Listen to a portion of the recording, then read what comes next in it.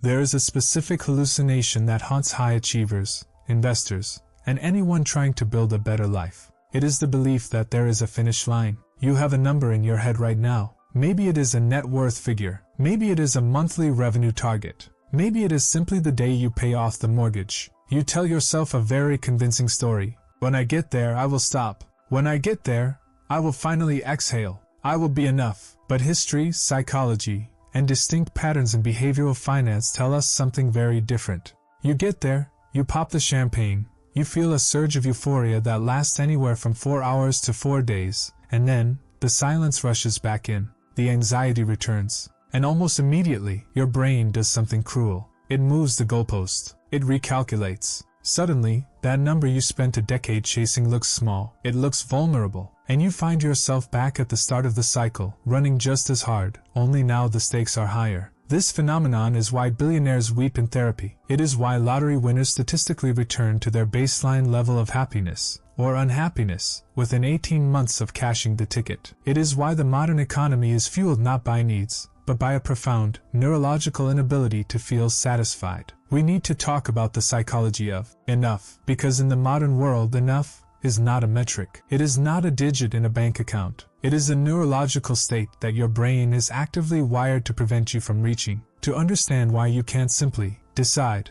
to be satisfied, we have to peel back the layers of your own biology and look at the operating system running beneath your conscious thoughts. Let's begin with the diagnosis. You are suffering from the arrival fallacy. This is a term coined by positive psychologist Tal Ben-Shahar. It is the premise that once we make it to the destination, enduring happiness will be waiting for us. But the brain doesn't work that way. The brain is not designed for happiness. It is designed for survival. And from an evolutionary standpoint, satisfaction is a death sentence. Imagine your ancestors on the savannah. If they found a fruit tree, ate their fill, and sat down thinking, "This is enough. I'm perfectly content forever," they would have been eaten by a predator or starved when winter came. The ancestors who survived, the ones who passed their DNA down to you, were the ones who were perpetually dissatisfied. They were the ones who ate the fruit and immediately worried about where the next tree was. They were the ones who stockpiled more than they needed. You are the descendant of the anxious, the insatiable,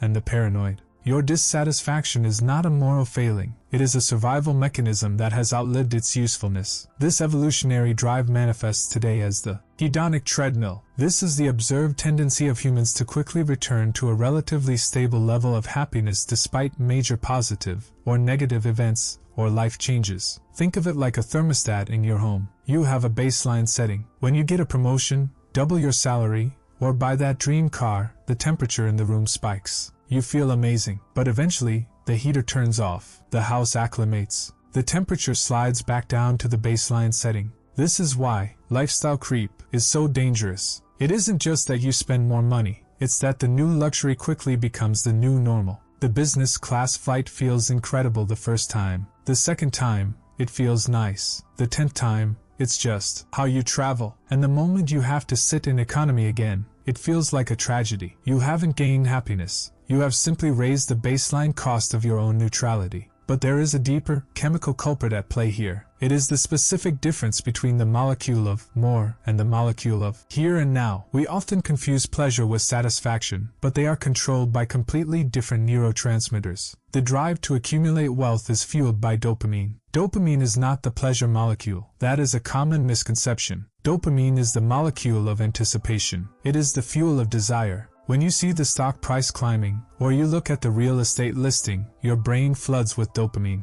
It promises you that the reward will be amazing. However, once you actually acquire the thing, once the money hits the account or the keys are in your hand, the dopamine circuit shuts off. It has done its job. It got you to act. Now it recedes, leaving you with a strange feeling of emptiness, or the question, is this it? This is the dopamine prediction error. We predict that the acquisition will bring lasting joy, but the chemical reward is strictly limited to the pursuit. We are chemically engineered to want, but we are not chemically engineered to have. To understand why more never feels like enough, we also have to look at psychophysics. There is a law that governs how you perceive the world, called the Weber-Fechner law. This law states that the intensity of a sensation is not linear, it is logarithmic. Here is what that means in plain English. If you are in a pitch black room and you light one candle, the difference is blinding. it changes your entire reality. But if you are in a room with 100 lit candles and you light one more, you won't even notice the difference. The physical change, one candle, is exactly the same, but the perceived change is zero. Money follows this exact same curve. When you are starting at zero, the first $10,000 you save is life-altering. It buys safety. It buys sleep.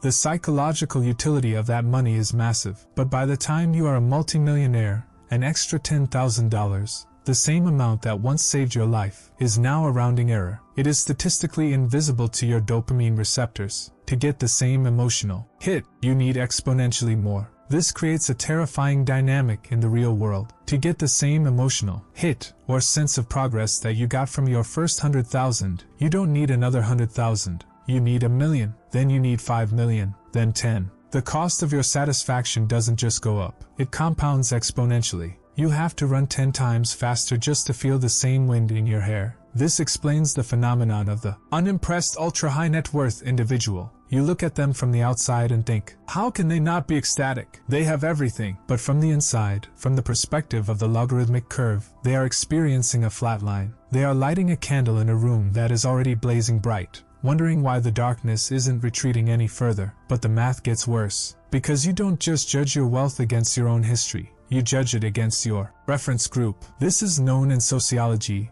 as relative deprivation. Humans are not designed to objectively measure resources. We are social primates designed to measure status within a hierarchy. If you earn $50,000 a year in a neighborhood where everyone else earns $30,000, you feel rich. You feel enough. But if you take that same $50,000 and move to a neighborhood where everyone earns $200,000, you psychologically become poor. Your car looks old. Your clothes look cheap. Your vacation stories sound boring. This triggers a deep, cortisol-fueled stress response. We tend to think of keeping up with the Joneses as a petty, suburban character flaw. It isn't. It is an ancient survival mechanism. In a tribe, if you fell too far down the hierarchy, you were the last to eat and the first to be sacrificed. Your brain equates lower status with imminent danger. The problem with the pursuit of wealth is that as you make more money, you almost inevitably upgrade your social circle. You leave the small pond where you were the big fish, and you voluntarily jump into a bigger pond where you are, once again, a minnow. You sell the starter home and buy the mansion in the exclusive gated community. Suddenly, your BMW, which was the nicest car on your old block, is the cheapest car in the new parking lot. You have objectively won the game of capitalism, but subjectively, your brain registers a loss of status. You have reset your enough meter to zero. This cycle explains the status anxiety paradox. The richer you get, the more likely you are to be surrounded by people who are even richer than you. And because we look up, not down, the gap between you and the alpha of your new tribe feels just as wide as it did when you were broke. We are trying to fill a logarithmic hole with linear progress. We are trying to solve a sociological problem with a financial tool. And until you realize that the game is rigged by your own perception, you will remain trapped on the treadmill, running toward a horizon that retreats exactly as fast as you approach it. You become rich in assets, but destitute in time and peace. To find the exit door, we have to admit something uncomfortable. The problem isn't that you don't have enough money. The problem is that you don't have a definition of what the money is for. Most people treat money like oxygen. They just want more of it to breathe easier. But money isn't oxygen. Money is fuel. And if you are filling a tank without knowing the destination of the car, you are just standing at the gas station, pumping unleaded onto the pavement, wondering why you aren't going anywhere. The psychological surgery required here is a shift from extrinsic goals to intrinsic values. Extrinsic goals are the ones society hands you: the watch, the zip code, the number on the net worth spreadsheet. These are fragile because they rely on external validation. As we discussed, there is always someone with a nicer watch or a bigger number. If your self-worth is tied to being the winner, you are signing up for a game you are statistically guaranteed to lose. Intrinsic values, however, are immune to inflation. These are things like autonomy, mastery, and connection. The most important data point in the psychology of wealth comes from the University of Michigan's study on what actually makes people happy. It wasn't the size of the house. It wasn't the prestige of the job. The single biggest common denominator for happiness was a sense of control over one's life. The ability to do what you want, when you want, with whom you want, for as long as you want. This brings us to the only definition of enough that actually holds up under scrutiny. Enough is the point where more money ceases to solve your problems and starts to create new ones. There is a distinct threshold where money switches roles. Below the threshold, money is a liberator. It solves the problems of survival, stress, and lack of opportunity. But above the threshold, money becomes a master. It demands management, protection, and anxiety. It attracts complexity. The turning point happens when you realize that rich and wealthy are two completely different things. Rich is a high income. It is flashy. It is visible. It is the peacock feather. Wealth is what you don't see. Wealth is the money not spent. It is the option to walk away from a toxic job. It is the ability to sleep for 8 hours. It is the freedom from the need to impress strangers. To get there, you have to stop measuring forward and start measuring backward. There is a concept in coaching called the gap and the gain. Most high achievers live in the gap. They measure themselves against the ideal, the horizon. Since the horizon always moves, they always feel like they are failing. They are in a perpetual state of lacking. The shift to enough requires measuring the gain. You measure yourself against where you were yesterday or 5 years ago. When you look backward, the progress is concrete. The dopamine hit is real because it is based on data, not a fantasy. You have to manually override the Weber-Fechner law we talked about. Since your brain naturally numbs you to your current success, you have to force yourself to feel it. This is not about settling. It is not about killing your ambition. It is about directing your ambition toward things that actually pay a dividend of satisfaction. Morgan Housel, one of the great financial thinkers of our time, put it best. The hardest financial skill is getting the goalpost to stop moving. If you can stop the goalpost, you win. If you can say, I have hit my number, and now any extra money is just a bonus, not a requirement for my happiness, you effectively step off the treadmill. You are still moving, but you are no longer running for your life. We have established that your brain is a goal-seeking missile that naturally drifts toward dissatisfaction. We have established that the math of perception works against you. So, relying on willpower to say, I have enough, is a strategy doomed to fail. Willpower is a battery that drains throughout the day. You cannot trust it with your life's work. Instead, you need a system. You need to build a lifestyle governor. Just like a governor on an engine prevents a car from exceeding a certain speed regardless of how hard you press the gas pedal, you need automated protocols that decouple your spending from your earning. The first protocol is the half-raise rule. This is the antidote to lifestyle creep.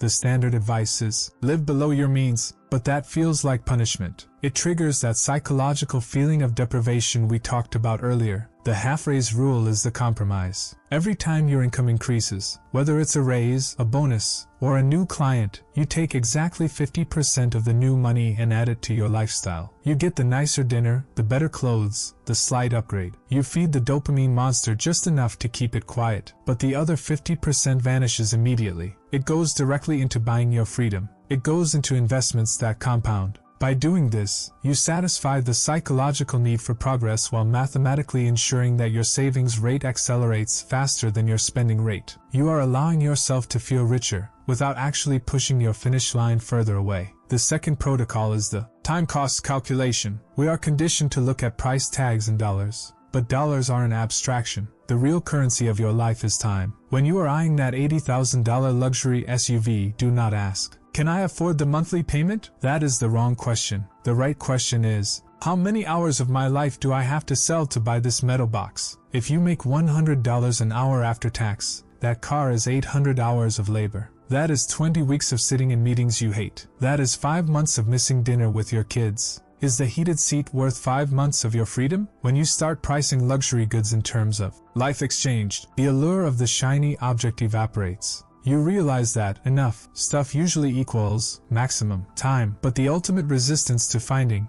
enough isn't greed, it's fear. If you are a high achiever, you have spent your entire life running. Motion is your identity. Struggle is your validation. The most terrifying thought isn't running out of money, it is running out of purpose. You worry that if you step off the treadmill, you will become soft. You will become irrelevant. But this is the final lie. Defining enough does not mean you stop working. It does not mean you retire to a beach to rot in the sun. Humans are built to work, to create, and to solve problems. We need friction to feel alive. The difference is that once you reach enough, you stop working for survival and you start working for expression. Think of the difference between a painter who has to crank out 50 generic landscapes a week just to pay the rent, and a master who spends 2 years perfecting a single masterpiece because they simply want to see it exist. The first is a prisoner, the second is a free agent. We live in a unique window of human history. For 99% of our existence, enough was physically impossible. Starvation was always around the corner. We are genetically hardwired to hoard because winter was coming. But for you, if you are listening to this, winter is not coming. You have won the evolutionary lottery. To keep acting like a starving scavenger when you are sitting at a banquet is not ambition. It is a glitch. It is a failure of imagination. So, look at your number. Look at your life. And ask yourself the question that the treadmill is designed to make you forget.